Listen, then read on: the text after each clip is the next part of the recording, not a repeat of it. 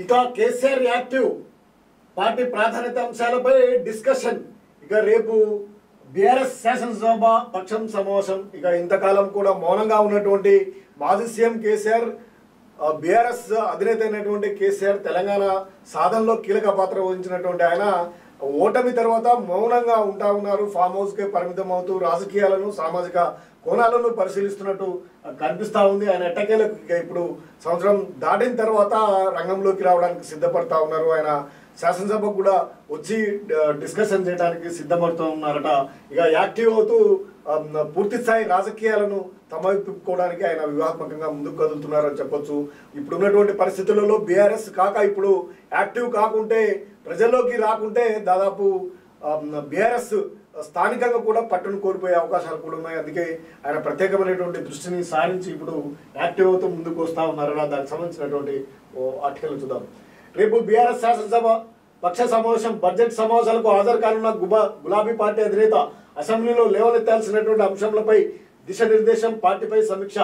BRS అధినేత మాజీ CM KCR ఇక పొలిటికల్ గా యాక్టివ్ కానున్నారు. అసెంబ్లీ ఎన్నికల్లో బీఆర్ఎస్ పార్టీ ఓటమి తర్వాత ఆయన ఫామ్ హౌస్ కే పరిమితమయ్యారు. 1 నెల రోజుల పాటు లోక్సభ ఎలక్షన్ సమయంలో ప్రచారం నిర్వహించారు. అనంతరం మళ్ళీ ఫామ్ హౌస్ కే పరిమితమయ్యారు. కాంగ్రెస్ ప్రభుత్వం ఇప్పుడే వచ్చింది కదా, వారికి కొంత సమయం ఇద్దామంటూ పార్టీ లీడర్లకు తన ఆలోచన చెబుతూ వచ్చారు.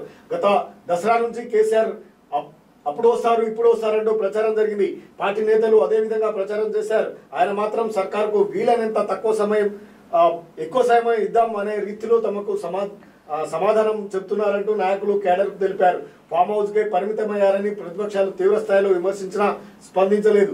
కాంగ్రెస్ పవర్లోకి వచ్చి ఏడాది కాకముందుకే తాను మాట్లాడితే విమర్శల పాలు కావాల్సి వస్తుందని కేసీఆర్ నాయకులకు వివరించినట్లుగా సమాచారం.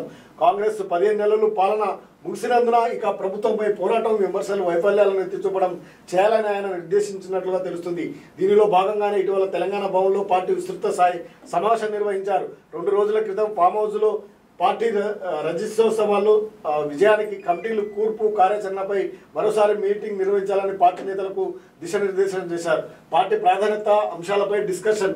అసెంబ్లీ బడ్జెట్ సమావేశాల నేపథ్యంలో ఈ నెల 11న తెలంగాణ భవన్లో పార్టీ శాసనసభ సమావేశం నిర్వహించాలని నిర్ణయించారు. కేసీఆర్ అధ్యక్షతన జరిగే ఈ మీటింగ్లో అసెంబ్లీ సమావేశాల్లో అయ్యే అంశాలను లేవనెత్తాలి. పార్టీ ప్రాధాన్యత అంశాలపై చర్చించనున్నారు. ఇప్పటి వరకు అసెంబ్లీ సమావేశాలకు కేసీఆర్ రావడం లేదని అపవాదును తొలగించుకోవడానికి ఈసారి బడ్జెట్ సమావేశాలకు కేసీఆర్ హాజరు కావాలని నిర్ణయించారట. దీనికోసం కసరత్తు ప్రారంభించినట్లుగా సమాచారం. కాంగ్రెస్ ఇచ్చినటువంటి హామీలు, వాటికి సంబంధించినటువంటి సమగ్ర సమాచారాన్ని చేసుకుంటున్నట్లుగా సమాచారం. అసెంబ్లీ సమావేశాల అనంతరం పార్టీ నిర్వహించే రజోత్సవాలపై మరోసారి మీటింగు నిర్వహించే ఛాన్స్ ఉందని, ఆ తర్వాత వరంగల్ ఏప్రిల్ 27న నిర్వహించే బహిరంగ సభకు సంబంధించిన సమీక్ష మార్గదర్శకాలు జారీ చేయనున్నారు.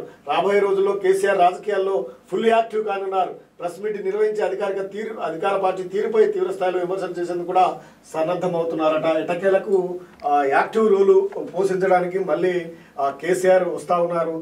తెలంగాణ రాజకీయాల్లో, తెలంగాణ ప్రజల్లో ఎనలేని ముద్ర వేసుకున్నటువంటి కేసీఆర్ మళ్ళీ కొంతకాలంగా గత 15 సంవత్సరాలుగా ఓటమి తర్వాత ఫామ్ హౌస్లోనే ఉంటున్నటువంటి కేసీఆర్ మళ్ళీ రాజకీయాల్లో కీలక శక్తిగా మారే అవకాశాలు ఉన్నాయి. మరోసారి మరి రానున్నటువంటి స్థానిక ఎన్నికల్లో కూడా ప్రభావాన్ని చూయించి రానున్నటువంటి ప్రభుత్వంలో ఏర్పాటుకి ఇప్పటి నుండే వ్యూహాత్మకంగా ముందుకు వెళ్ళాలనే ఆలోచన కూడా చేస్తుంది. ఇప్పుడు వస్తున్నటువంటి రాజకీయ పరిణామాలను తమ వైపు తిప్పుకోవడానికి ఆయన వ్యూహాత్మకంగా మరి ఏ విధంగా అడుగులు వేస్తారు, ఇప్పుడున్నటువంటి కాంగ్రెస్ ప్రభుత్వంపై ఉన్నటువంటి వ్యతిరేకతను ఆయన ఏ విధంగా క్యాష్ చేయించుకోగలుగుతారు, దేశవ్యాప్తంగా పట్టును సాధిస్తున్నటువంటి ఎన్డీఏ కూటమి మరి అడుగులు ఏ విధంగా ఉండబోతున్నాయి, కేసీఆర్ వారికి అనుకూలంగా వెళ్తారా, వ్యతిరేకంగా వెళ్తారా, ఏ విధంగా రాజకీయాల్లో తనదైనటువంటి చిత్రతను చూపిస్తారో వేచి చూద్దాం.